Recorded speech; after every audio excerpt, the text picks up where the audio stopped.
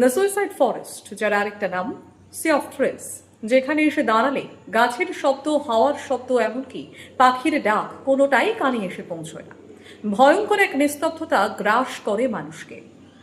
Magnetic iron ডিপোজিটসের কারণে কোনো compass এখানে কাজ করে না, আর তাই সব থেকে সহজ হলো পথ হারিয়ে ফেলা, আর সবচাইতে কঠিন হলো সেই পথ খুঁজে বার করা।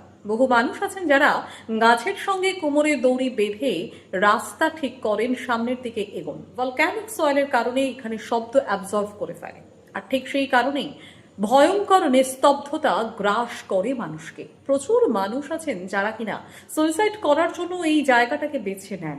সরকারের পক্ষ থেকে একটা ওয়ার্নিং বোর্ড জঙ্গলের মধ্যে রাখা হয়েছে। অনেকেই বলেন এখানে নাকি কিছু অলৌকিকত্ব ছোঁয়া পাওয়া যায়। টেম্পারেচার বাইরের থেকে অনেকটাই ডাউন, এবং অনেকেই নাকি ফুটস্টেপ শুনতে পেয়েছেন, কিন্তু তার কোনো প্রামাণ্য সত্যতা নেই। যে জায়গার কথা বলছিলাম সেটা হচ্ছে মাউন্ট ফুজিয়ার পাদদেশে অবস্থিত জাপানের Aokigahara forest, the suicide forest, sea of trace.